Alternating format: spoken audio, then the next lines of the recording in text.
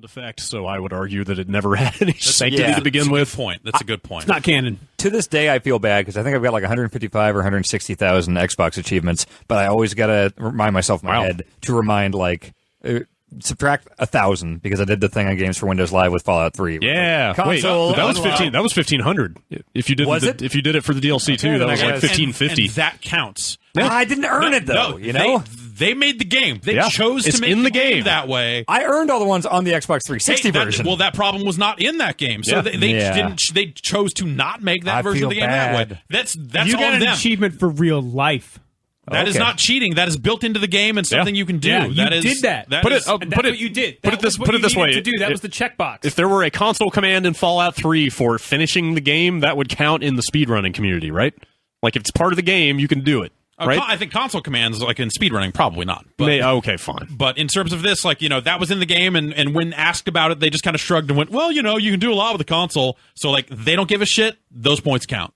Like, don't feel bad about those. Yeah. Okay. If you had taken your Xbox 360 memory card, hooked it up to your PC, like... None of copied your profile over, hacked a bunch of achievements onto it, re-signed it, copied it back over onto the memory card, and then found the weird way to get them to sync. If you had done that, then we could talk. You have an oddly specific amount of knowledge about this process. Look, man, when I was way into achievements, I fucking needed to know if people were doing fucking dirty shit or not. I believe you. And there were people out there. So this is also when the site was tracking achievements. We would see. I had a list of every game that our achievement scanners had ever seen, because I would have to manually match them up to game pages. Oh, right, the matching tool. Yeah, I remember that. So I was looking at the other achievement sites out there and seeing that they were getting games that I hadn't seen yet, and it was like, okay, well, what are they doing? And I'm pretty sure that some of those achievement sites were there are title IDs that the Xbox 360 uses to determine, like, okay, here's what this title is, or here's what this game is. It's, this game, this region boils down to this, like, 8-character string. And that's like unique per... It's unique to that game, to that copy, to that version release. Of that game. Okay. And... SKU. Sure, yeah. And so... you could get those title IDs from the Xbox Marketplace for games that had not yet been released. Because if they had posted a trailer or something like that attached to that game on their back end, that ID was visible in, like, the URL or something like that. So you could take that, hack your fucking profile, which I don't recommend. But they went on to, like, introduce, like, USB storage to make it easier than ever to get your profile. All that bullshit. Like, you could then take that title ID, create a dummy game on your bullshit profile that you don't care if it gets banned. On a bullshit Xbox that you don't care if it gets banned, because you could very easily get banned from Xbox Live for fucking tampering with your stuff. Don't do it.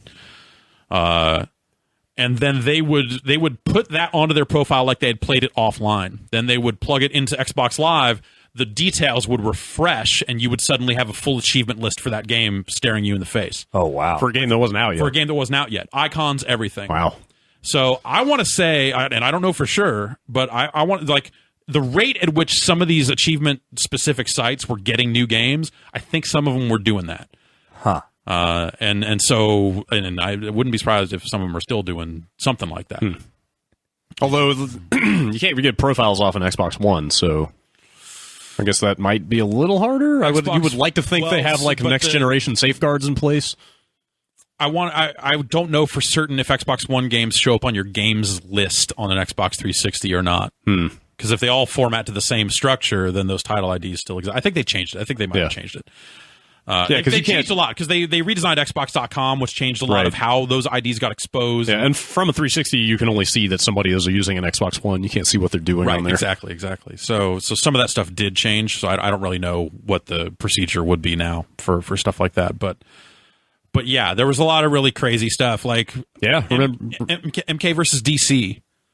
Those achievements leaked out, like, well in advance, and on the Xbox back end, it was referred to as Mortal Kombat 8. Right. Yeah. And then it eventually, like, whatever the back end update changed, and all that stuff updated to say MK versus DC and all that stuff. But like that stuff got out super early. And then you would find QA testers and stuff like that were playing games like 6 weeks ahead of release. Like I eventually so we would get games early, and I would be able to put them in and look at the leaderboards. And we would get like an EA game that had a leaderboard in. I would look at it, and all the names on the leaderboards were all these EA cert profiles. Like XXXXXGGGGGG, like that stuff? Stuff like that, or it would be like EA Cert 01. Yeah. And like dumb shit like that. So you just start going like, okay, what's EA Cert 02 playing? What's EA Cert 03 playing? And I could run all those through our achievement scanner and pull all the EA games in like weeks before they were out. Which, I was the only person who really cared about any of that. Felt like you were getting away with a crime. It was fun. It was scandalous. It was super fun. Yeah, like, totally. Between so you'd find people who were like hacking their profiles to get like 60,000 points in 10 minutes because they were just like hacking all these games onto their profile. Like there were tutorials out there floating around the internet saying, here's how you do this. And between like cheaters like that, cert people, and a handful of other accounts, like there was an external firm that Microsoft used that a lot of their cert profiles were like adhered to a certain type of gamer tag. I had quite the operation running of like perpetually running these profiles and adding more games to the site. It was fun. Yeah, that stuff was fun. Remember when there was that open source API for polling PlayStation trophy data? I think that's still maybe still out there. Like, it's fucking crazy. Yeah. Like Sony should have done that themselves, but they didn't. So here you go. Yeah, an external API for that stuff to get that stuff out in more places would be beneficial to the community of sites that want to build like stuff around achievements and trophies. I've never understood on both sides why those companies don't. I think it's just expose that stuff more easily. I figure it was always seemed like one of those things where the teams that would be responsible for that, like there was an Xbox community developer program that would help you get that sort of stuff out onto. Ben Stahl's brother worked for that. For a while. And they would help you within certain reason. We were signed up for that program. I remember that thing. I don't know if it still exists, but like that program didn't get you full achievement data. You still had to scrape Xbox.com if you wanted that. And they kind of would look the other way on that sort of stuff at the time. But yeah, like it would just seem like one of those things where when we would talk to them about like, hey, it'd be cool if it had this, they'd be like, yeah, we know.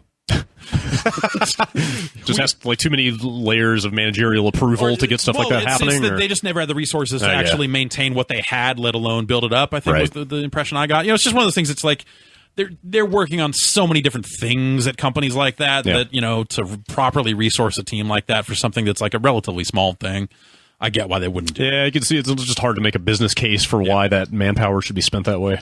Sure, and I feel like they've gotten both companies have gotten better about the way they present their data on the consoles. It is better, but just the fact that you can't just get like a nice clean XML feed out of them or whatever on a per player basis. Like, totally, like, come on. Yeah, that would be nice. That'd be super cool. That'd be really cool. Yeah, I mean, our system, the way it used to be, I feel encouraged people to play their consoles more. Mm-hmm. Yeah, like I wanted to see that S rank graphic. Well, especially, when we had the competitive aspect to it. Yeah. You were competing against the rest of the community. We had developers coming to us and asking us for our achievement data because, like, the first parties weren't great about getting it out to them in a form that they could use, just so that they could see the percentages of just like, okay, how many people finished? How many people got this? Mm-hmm. How many people actually finished our game? Like, that sort of data was stuff they were super interested in. And now that stuff is just better. Well, and that used to be why people would put in leaderboards to their single player game. Exactly, right. Yeah. Try to get a ballpark estimate of how many copies it sold. Yeah. Yeah, like for Xbox Live Arcade games, it's like, okay, like the developers are looking at leaderboards the same way everyone else is to figure out how many people bought a game. But I think a lot of those tools have gotten way better on both ends. I mean, Sony surfaces percentages in the system itself, so like that solves that's most of what we were doing. Yeah, the rarity stuff is really cool. Yeah. I like interesting to see. First person to get this achievement on Giant Bomb. That was cool. Oh, did we track that? Yeah. Oh, that's right. Yeah, we had like an order or like a list, right? I think I had a couple or one for Borderlands, which I was really excited about. We occasionally took advantage of our status. It was nice getting games early. Yeah. I like the rarity on the trophies, but I also like the Xbox One thing where they all kind of show you that blue bar of like, here's how close you are.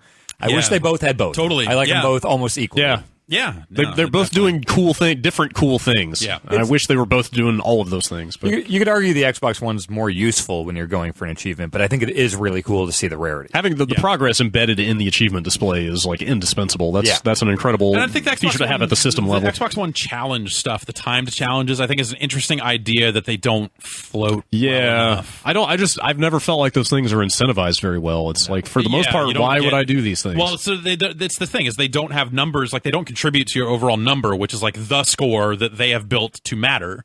So like, you kind of don't, like, sometimes there'll be like an in-game reward attached to sometimes, it. or even if you unlock Like no one's doing that anymore. if you either. unlock like a dumb gamer picture to go along with it or something, Yeah. Just like, give me something for doing this. Yeah. Well, you can use I think it might be any unlocked achievement, because, they have the full screen backgrounds for achievement, or any achievement icon, the 16:9, you can use that as a background. Right. So I still have like a Puyo Puyo Tetris one set for mine, because it's just like anime hell behind all my Xbox One icons. I wonder if the preview, if the new dashboard, the new Xbox One Dash still does that. I don't know. I didn't think to throw that in the news, but preview member programs preview program members are getting into that thing very shortly. Like, Yeah, it seems in like the next couple weeks, I think. Yeah, I will be curious to try that out for myself. The new Xbox One experience. The new Xbox One, the NXOE. Yeah, I guess. I don't know. Yeah. Avatars. Yeah, we will get into that soon and see what that's about. But first, we need to take a quick break.